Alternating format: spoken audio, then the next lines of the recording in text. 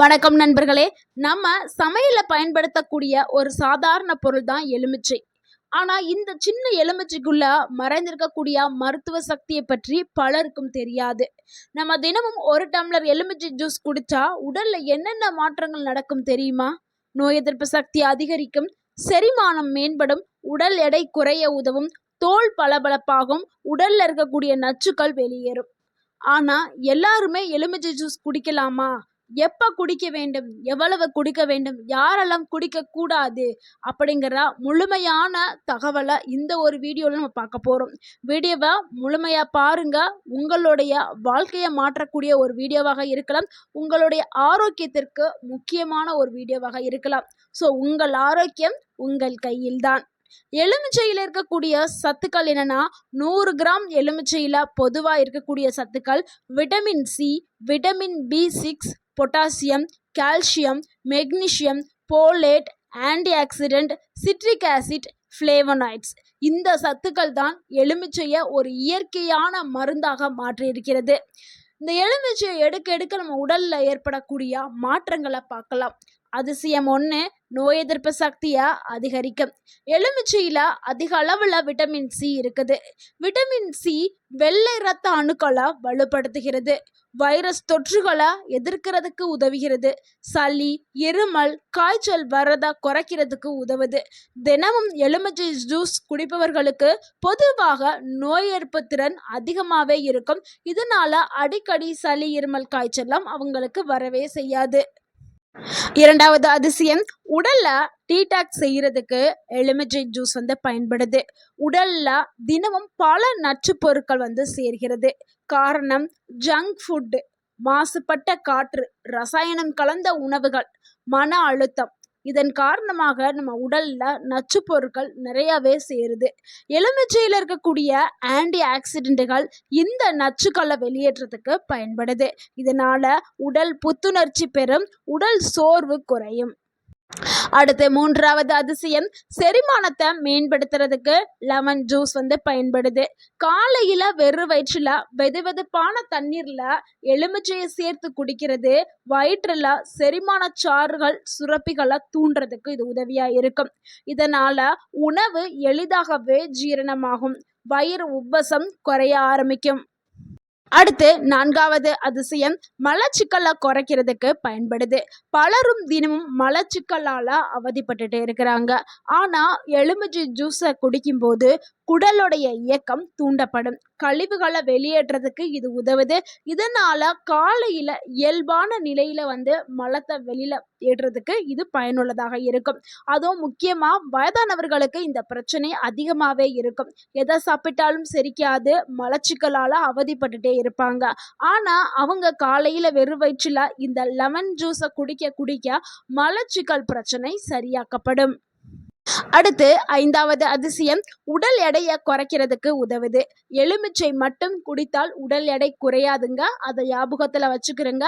இது உணவு கட்டுப்பாடு ப்ளஸ் உடற்பயிற்சியோடு சேர்த்து நீங்கள் எலுமிச்சை ஜூஸை எடுத்துக்கிட்டிங்கன்னா உடல் எடை சூப்பராக குறையும். வெறும் எலுமிச்சை ஜூஸை மட்டும் குடிச்சிட்டு நான் எந்த ஒரு எக்ஸசைஸ் பண்ண மாட்டேன், எந்த ஒரு டயட்லையும் இருக்க மாட்டேன் அப்படின்னா குறையாது. எலுமிச்சை ஜூஸ் பசியை கட்டுப்படுத்துறதுக்கு உதவும், அதிக கலோரி பானங்களை தவிர்க்கிறதுக்கு உதவும், அதே மாதிரி மெட்டபாலிசத்தை உயர்த்துறதுக்கு எலுமிச்சை ஜூஸ் பயன்படும். இது கூட நல்ல ஒரு உடற்பயிற்சினா ரொம்ப ஹெவியான ஒர்க் அவுட்லாம் பண்ண வேணாம். 30 நிமிஷம் நீங்கள் நடைப்பயிற்சி செஞ்சுட்டு நார்மலாக நீங்கள் சாப்பிடக்கூடிய உணவுகளை சாப்பிட்டாவே நல்லாவே உடல் எடை குறையிறதுக்கு பயன்படும். அடுத்து ஆறாவது அதிசயம், தோல் அழகா மெயின்டைன் பண்ணுறதுக்கு இந்த எலுமிச்சை ஜூஸ் பயன்படுது. எலுமிச்சை ஜூஸில் விட்டமின் சி இருக்கிறதுனால இது கொலாஜன் உற்பத்தியை மிக அதிகமாகவே ஆக்கும். ஸோ கொலாஜன் உற்பத்திங்கிறது நம்ம முகத்திற்கு மிகவும் அவசியமானது. அப்போ தான் நம்ம முகம் எப்பொழுதுமே இளமையாக இருக்கும். ஆனால் வயது அதிகரிக்க அதிகரிக்க இந்த கொலாஜன் உற்பத்தி இயற்கையாகவே குறைஞ்சிரும். அதுவும் 30 வயசு எட்டிட்டாவே கொலாஜன் உற்பத்தி கொஞ்சம் கொஞ்சமாக குறைய ஆரம்பிச்சிடும் 30 வயசுலேயே. அப்ப 60 வயசுலலாம் ரொம்ப சுத்தமாவே குறைய ஆரம்பிச்சிரும். ஆனா இந்த லெமன் ஜூஸை எடுக்க எடுக்க கொலாஜன் உற்பத்தி உங்க உடலுக்கு கிடைச்சிட்டே இருக்கும். இதனால முகங்கள்ல சுருக்கம் வர்றது குறையும். தோல் நல்லாவே பளபளப்பாகும். முகங்கள்ல வரக்கூடிய கரும்புள்ளிகள் இதெல்லாமே குறைய ஆரம்பிக்கும். ஸோ நீங்க எப்பவுமே இளமையா இருக்கலாம். நீங்க எப்பவுமே இளமையா இருக்கணும்னா காலையில வெறும் வயிற்றுல லெமன் ஜூஸ் எடுக்கிறது ரொம்பவே நல்லது. அடுத்து 7வது அதிசயம், உடலுக்கு நல்ல ஒரு புத்துணர்ச்சியை கொடுக்கறதுக்கு லெமன் ஜூஸ் பயன்படுது. காலையில சிலர் எந்திரிக்கவே முடியாது, ரொம்பவே சோர்வா இருப்பாங்க, சோர்ந்தே போயிருப்பாங்க, உடல் சுறுசுறுப்பே இல்லாம இருப்பாங்க. ஆனா அவங்க எல்லாருமே காலையில இந்த லெமன் ஜூஸை குடிச்சிட்டு அந்த நாளை தொடங்குங்க. அப்படி ஒரு புத்துணர்ச்சி உங்க உடலுக்கு கிடைக்கும்.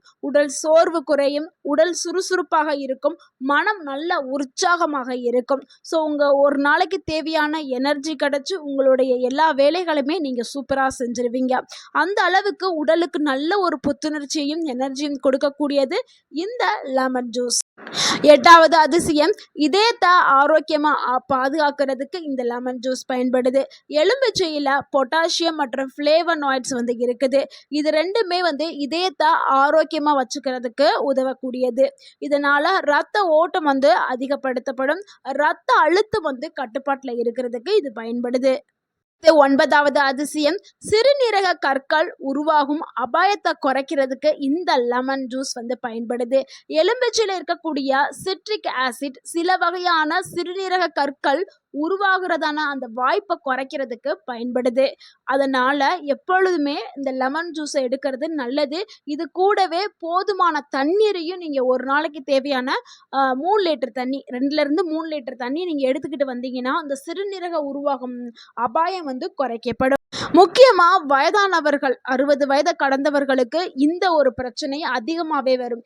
ஏன்னா அவங்களுக்கு தாகம் எடுக்கிற அந்த ஃபீலிங் குறைஞ்சிரும். வயது அதிகரிக்க அதிகரிக்க அந்த ஃபீலிங் இல்லாதனால தண்ணியும் அதிகமா குடிக்க மாட்டாங்க, கொஞ்சமா தண்ணி குடிப்பாங்க. ஆனா இந்த எலுமிச்சை ஜூஸ் கூட தண்ணி சேர்த்து நீங்க குடிச்சிட்டு வந்தீங்கன்னா இந்த சிறுநீரக கற்கள் உருவாகாம தடுக்கப்படலாம். அடுத்து 10வது அதிசயம், இரும்பு சத்து உறிஞ்சுறத அதிகரிக்கிறதுக்கு இந்த எலுமிச்சை ஜூஸ் பயன்படுது. நம்மள பலரை பார்த்துருப்போம், நல்ல ஒரு ஹெவியான உணவை சாப்பிட்ட பிறகு லெமன் ஜூஸ் குடிப்பாங்க. அதுக்கு காரணம் இரும்பு சத்து நம்ம உடலால உறிஞ்சுறதுக்கு எப்பவுமே விட்டமின் சி நிறைந்த உணவுகள் எடுத்துக்கிறணும். அதனால தான் கீரை, பருப்பு வகைகள், பயறு வகைகள் இதெல்லாம் சமைக்கும் போது சிறிதளவு எலுமிச்சம்பழத்தை லைட்டாக புழிஞ்சுட்டு சமைக்க சொல்கிறோம். ஏன்னா அதில் இருக்கக்கூடிய இரும்பு சத்துக்கள் முழுமையாக நம்ம உடல் உறிஞ்சிக்கொள்ளும், விட்டமின் சி இருந்துச்சுன்னா.